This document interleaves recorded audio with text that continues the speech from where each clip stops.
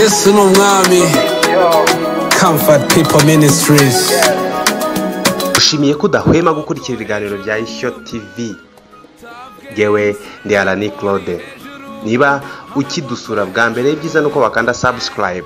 Subscribe ni iryo jambo ritukura riri munsi iyi video urimo kureba.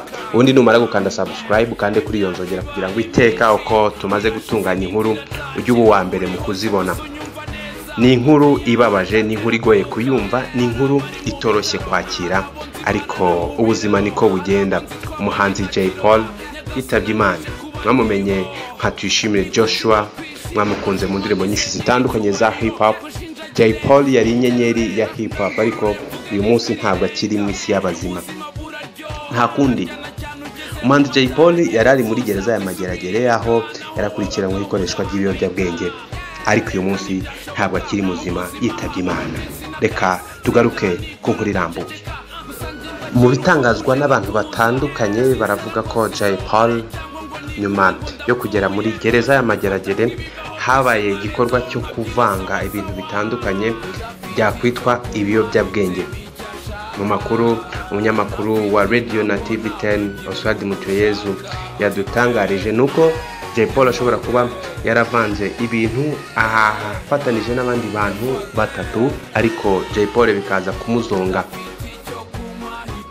Nyuma Oswald Mutuyezu mu kiganiro akora kuri Radio Disi cyitwa Zinduka yatangaje ko yavuganye na Uwera Jean Maurice, ni mukuru wa Jay Paul, akaba akorera ikigo cy'igihugu cy'itangazamakuru RBA, akemeza ko ibi ari ukuri. Jay Paul yamaze kuva mu mwuka w'abazima aguye mu bitaro bya Muhima.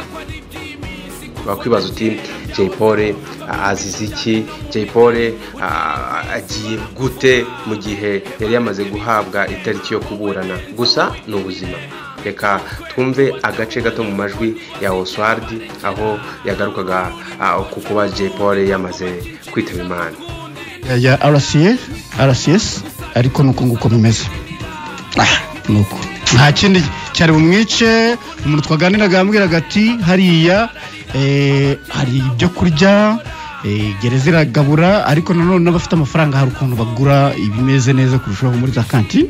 Jay Paul rero ntabwo ari umuntu wabura amafaranga, afite abafana benshi bashobora kumwoherereza ku buryo yabaho ubuzima ntekereza bw'imirire butari bubi. So nuko nguko ubwo dutegereze turebe version ya RCS ko iza ihuye n'iyo ngiyo. Umaye amakuru yambwiye ko ntemerewe kubivuga kuko ntabwo biraba official. So nuko nguko bimeze. Jay Paul ni umwe mu bahanzi begukanye irushanwa rimwe rikomeye mu Rwanda rya Primus Guma Guma Superstars ku nshuro yaryo ya 4. Amwe mu makuru arimo ikinyamakuru Izuba Rirashe gikesha abantu babanye nawe ndetse n'imbuga nkoranyambaga zitandukanye internet. Tuyishimire Joshua uzwi ku izina ry'ubuhanzi rya Jay Paul avuka ku babyeyi babiri ari bo Nsabimana Pierre na Mukarubayiza Marlene, akaba umwana wa kabiri mu muryango w'abana batatu. Jay Paul amashuri y'inshuke n'abanza yayize ku kigo cya Kinunga, ayisumbuye ayiga mu kigo cya SK giherereye mu karere ka Kicukiro mu mujyi wa Kigali mu ishami ry'ubukorikori. Jay Paul yavutse ku wa 5 Nyakanga 1988, avukira Gikondo mu mujyi wa Kigali.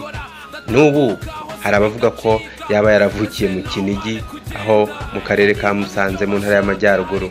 Hari abavuga ko nyine hari abagenda bitiranya amakuru bakavuga bati Jay Paul ashobora kuba yaravukiye mu Kinigi, ariko ibyo sibyo by'ingenzi. Major X mubyara wa Jay Paul yabwiye ikinyamakuru Izuba Rirashe ko mu bwana bwa Jay Paul yabaga i Butare mu karere ka Huye.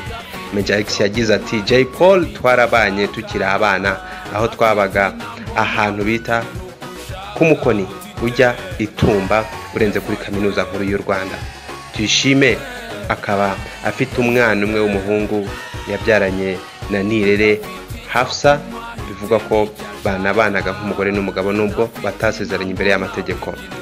Uko Jay Paul yinjiye muri muzika. Kuririmba kwa Jay Paul abikomora ku babyeyi we, ku mubyeyi we waririmbaga muri korali Hoziyana muri ADEPR Gakinjiro.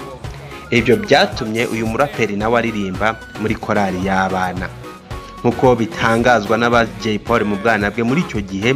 Bavuga ko mu gihe cyo kuririmba wasangaga yambaye ipantaro igiye gutakara hasi nk'abaraperi bari bakomeye ku isi muri icyo gihe. Jay Polly gukunda injyana ya hip hop abikomora kuri mukuru we witwa Maurice. Uyu Maurice ni Uwera Jean Maurice ukora kuri televiziyo y'u Rwanda. Mu mwaka wa 2002 Jay Polly ageze mu mwaka wa 6 w'amashuri abanza nibwo yagiye mu itsinda rya muzika ryabyinaga imbyino zigezweho danse moderne yitwaga Black Power. Muri 2003 Jay Polly ageze muri SK nibwo yahuye na Green P kubera ukuntu yari azi kubyina byatumye bakomeza gukorana. Umwaka wakurikiyeho nibwo afatanije na Green P, Perry G bashinze itsinda rya G5.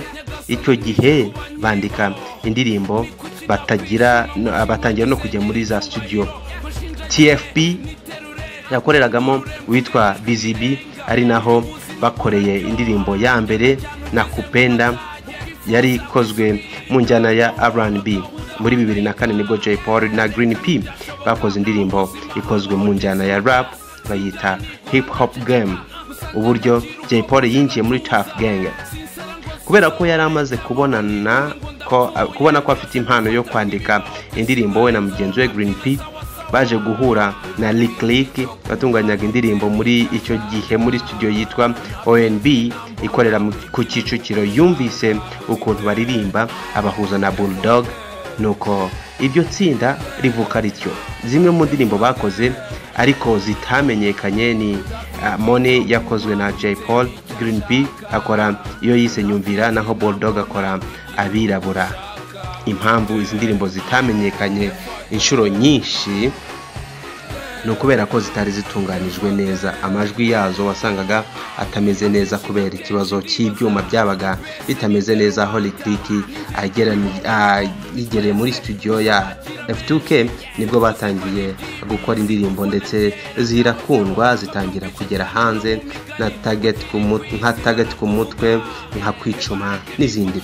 Mu minsi mike nibwo baje guhura na P-Fla wari umaze igihe atari mu Rwanda. Ababaye umwe mu baraperi biyunze kuri aba basore bakora Tough Gang kuko nawe yakoraga injyana ya hip hop. Nyuma yaho nibwo Fireman nawe waje kuza kwiyunga nabo kuko yari yasanzwe ari inshuti magara ya Bulldog kandi akaba yarakoreshaga injyana ya R&B bamwita Icon. P-Fla ntabwo yaje gukomezanya na Tough Gang kubera ko hari ibyo batumvikanyeho na Jay Polly bijyanye n'amafaranga. Aho Jay Polly yakoze kubera ko Jay Polly yize bijyanye n'ubukorikori yaje kuba umwe mu banyamuryango ba Ivuka, ishyirahamwe ry'abanyabugeni ryakoreraga ku Kacyiru.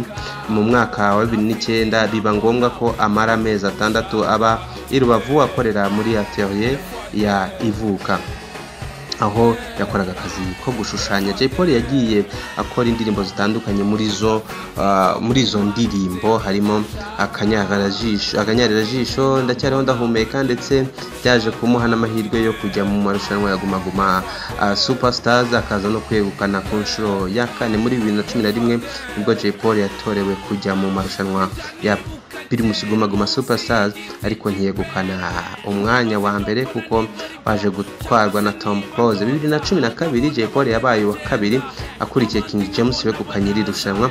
Mwaka wa 2013 nibwo Jay Polly yatutse abanyamakuru aho yavuze ko za kaminuza ziri gusohora amadebe bituma atabasha kuba umwe mu bahanzi bitabiriye amarushanwa ya Guma Guma yakurikiyeho. Hanyuma ku nshuro ya 4 nibwo Jay Polly yaje kwegukana iri rushanwa mu mwaka wa 2014 ndetse biramuhira kuko ari we waje nyine kwegukana umwanya wa mbere. 2014 Jay Polly yabaye umwe mu bahanzi 10 bitabiriye amarushanwa ya Guma Guma ndetse agenda yerekana ko ashoboye mu ntara zose z'u Rwanda, aho byagaragaye ko akunzwe kurusha abandi bahanzi birangira yegukanye iri rushanwa. Iri rushanwa ryashojwe nyine tariki ya 30 Nyakanga 2014 nibwo hashojwe irushanwa rya Guma Guma birangira Jay Polly aryegukanye ahabwa miliyoni 24 z'amafaranga y'u Rwanda. Ayo namwe mu mateka ya Jay Polly nyuma yaho muzi ko yaje gufungwa azira ko yashyamiranye n'umugore we babana nubwo babanaga mu buryo butemewe n'amategeko. Jay Polly nanone mu minsi ishize igihe covid yari ikajije umurego yafashwe mu bantu batubahirije amabwiriza, aho iwe hafatiwe abantu benshi batandukanye barimo na Dr. Rodrigue, bikarangira nyine Jay Polly agiye gufungwa, yewe yanakatiwe gufungwa iminsi 30 y'agateganyo, nyuma atabarutse yari yamaze guhabwa itariki yo kuburaniraho. Jay Polly nyine nkuko twabigarutseho biravugwa ko yaba yazize uruvangitiranye rw'imiti bakoreye muri gereza akayinywa ari kumwe n'abagenzi be, ariko nyuma akaza kumererwa nabi bakamujyana kwa muganga. Yaje kuva kwa muganga birangira nyine agarutseyo, none biramuhitanye. Nta kundi, Imana imwakire, ni inzira ya twese. Ni nyuma nanone y'urupfu rwa Minister Joe, nawe ni inshuti y'urubyiruko, nanone umuraperi Jay Polly aramukurikiye. Nta kundi nyine no kubyakira, reka dusabe Imana ikomeza abasigaye kandi yakire Jay Polly mu bayo. Yewe na Alani Claude, iyo ni Ishyo TV. Komeza udukurikira usangiza ibiganiro byacu inshuti zawe ziri hirya no hino, ubundi dukomeze tubane. Reka tuzasubire mu nkuru zacu zitaha. Bye bye, Imana ibarinde.